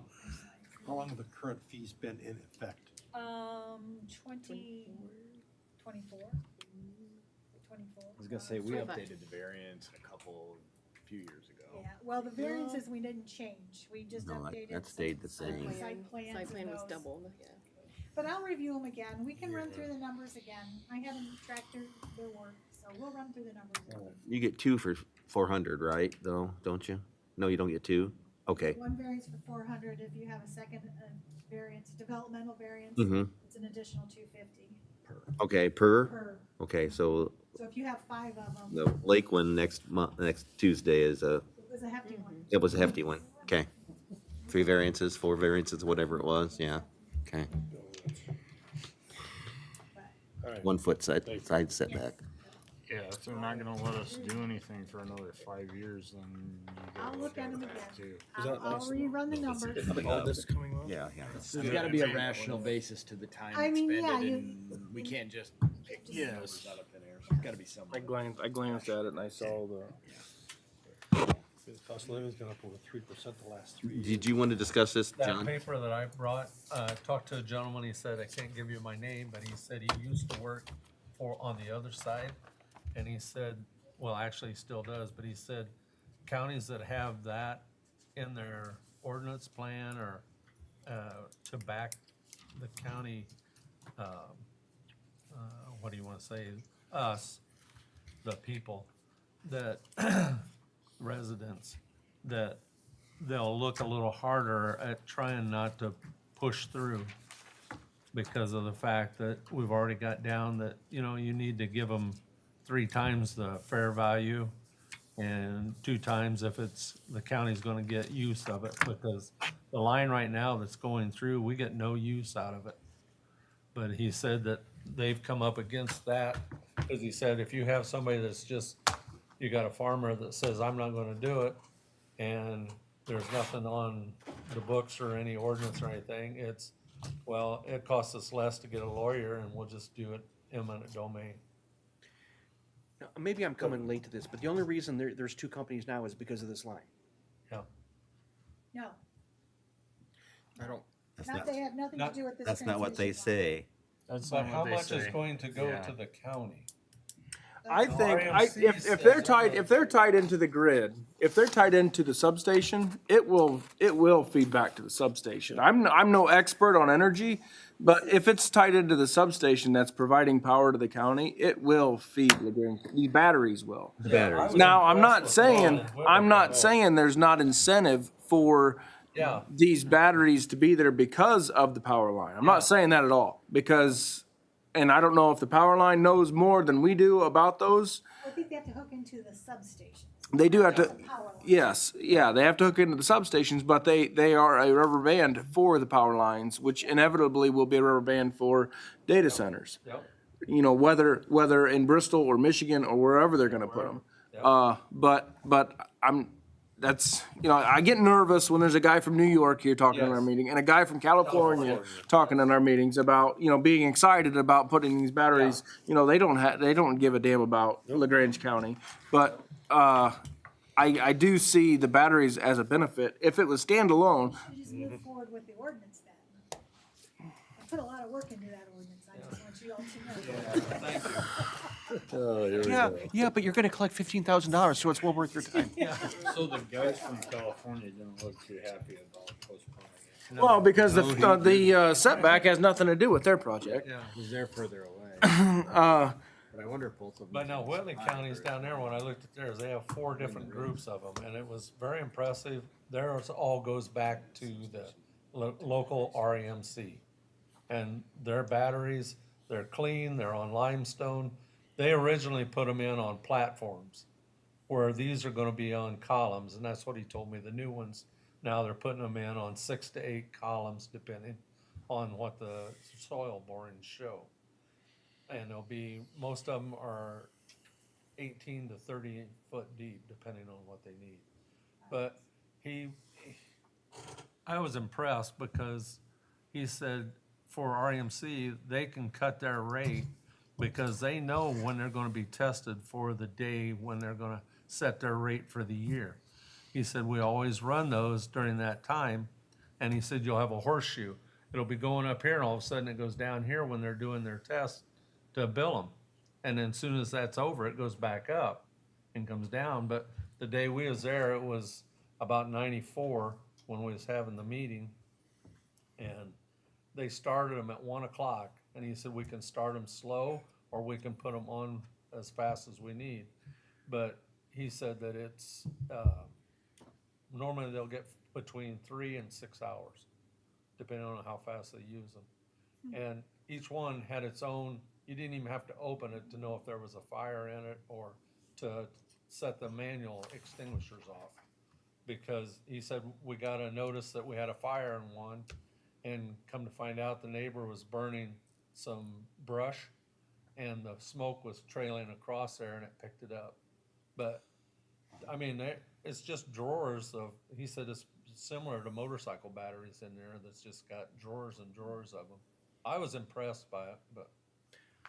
Well, I'm torn because I really see it as something that could be beneficial to the local power grid. Yes. But then on the other hand, you know, when you got these big partners from like New York and California, and you've got this, you know, the data centers going in like mad, you you question the the prerogative, and it's, if it was just the batteries standalone, I think it's a really good idea. Yeah, 'cause But see, that's what it is there. the incentive, I don't, And they it had makes me 4 really units. nervous. 4 units at 3 different substations is what they put in. And they were told that it would never work for them because it was too expensive. And he said, we had it on a 7-year payback, and we paid it back in 3 years. Wow. So, for REMC. Regarding what John brought to us here, Paul brought up a good point too. When it comes to these transmission lines going through, the Amish will get legal representation, but when it comes to having to go to court to fight anything that way, as far as eminent domain, or they won't go.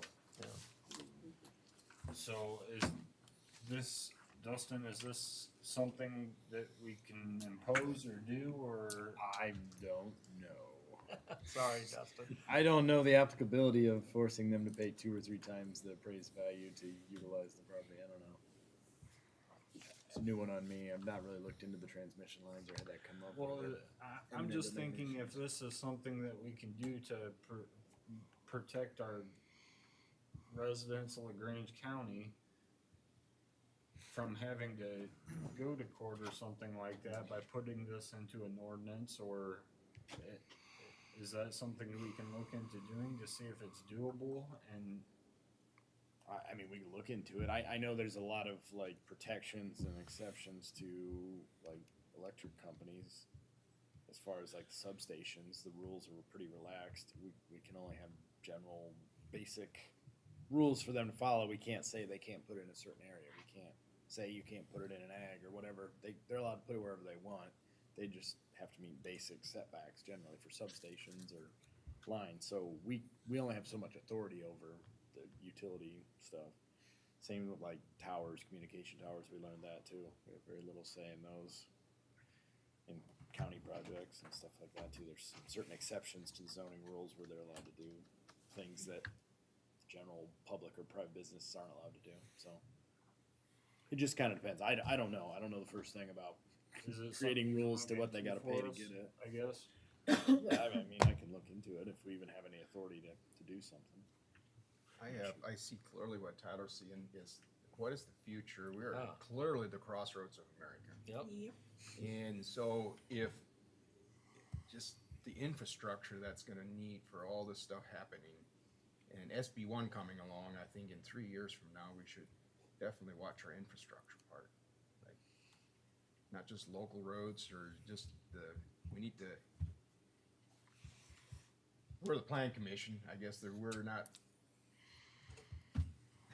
what can we do? But we're the crossroads, there's a lot more coming in 5-10 years than we see.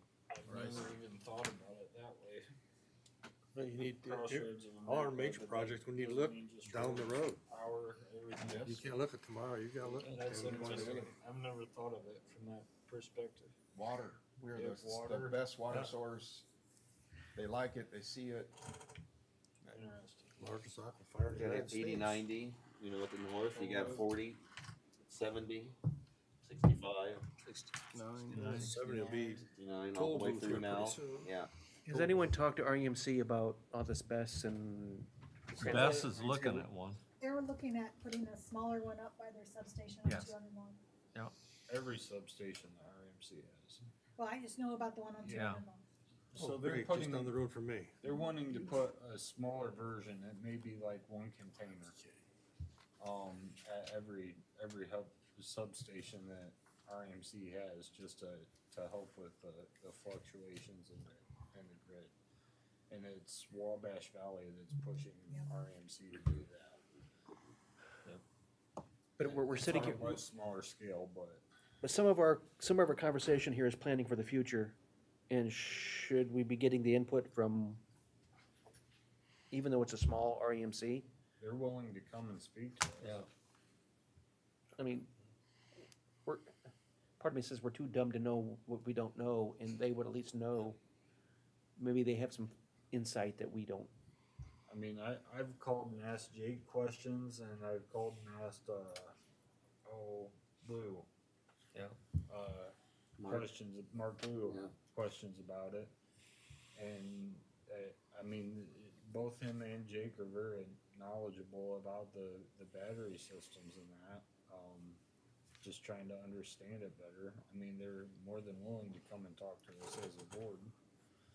Another one would be If we Futon. would find that beneficial, but again, we're looking at passing this ordinance next month, essentially.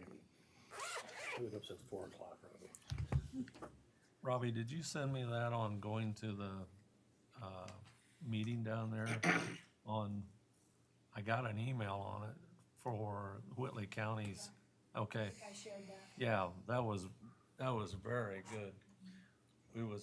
Joetta went with me, but we went and toured the battery systems and how they did it and how, cause they said it runs about every day. Did that or Farm Bureau sent it, one of the two. Might have been both, yeah. Battery storage is not bad. I mean, Yeah. we have, River Woodworking is running about 4 hours on straight battery. And that means an engine's not running. And the emissions, and Rock Run Industries got mega power with batteries, and Stuart Bender's all for these. They're all confined, and there's fire safeties, the Amish are really seeing, we see a lot of small batteries in homes. But this, they're also going into the businesses, and it's helping emissions, keeps the solar panels from, If you consider it evils, I really truly believe this is the lesser of the evils, but it also seems like it's all in conjunction together. Lots of things happening at once. Yes, but it seems like they're all connected in some way, shape, or form, whether they wanna admit it or not. But that's what they looked like down there, and then they had them opened for us to see them. And they have, I think they said 4 or 5 people that are working on these all the time. That's what I was curious, are they gonna have people working with these all the time? The 200 watt, you know, and the commissioners aren't gonna give them a tax abatement, are they? That would be the It council. would be the council. Council. Yeah. What do they do with money?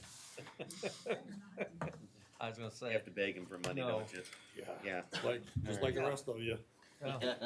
Is there any language in anything, you said something about REMC wanting to put BES systems on their sites? Yeah. Is there anything in our ordinances that would prevent them from doing that? It's more of a minor deal, like Yeah, almost like a minor and a But if it's major. their substations and they're putting them on and Yes. be participating, so it Yeah. wouldn't, there wouldn't Okay, really be alright. issues with setbacks like this one, where these are separate developers developing, private developers developing to hook up to NIPSCO for that HIPAA. Almost like there's nobody regulating that you can't put solar panels on your house, but if you wanted to cover 900 acres with it, then there's an issue. Yeah. We regulate solar panels on houses. Oh, really? Yep. Oh, Robert. Yeah. I saw a, that tells me what I know. container house going in Yeah. Chippewa. Yes, you did. Yeah, I drove past last Saturday. Guys, right out here at the, I forget his name. Yeah, it's his house. Was it Friday? He's right out here. He has the container barn sitting out here. For Does he? the old Lake Erie Designs Yeah, or whatever. yeah, Yeah. right beside Lake Area. Oh, Designs. oh, Yeah, Oh, container house. Nice. Yeah. Well, isn't it, it's right next to Dennis Fry's. Yeah. Is it Dennis? Yes. Pretty sure. I mean, I could look it up, but yeah. Oh, yeah. Move to adjourn? Move to adjourn. All in favor, say aye. Aye. We're gone. We're done. Paul? I owe you money, don't I? No, you do not. I mean, ice cream cone someday. Did the hinge work? Yeah. Yeah.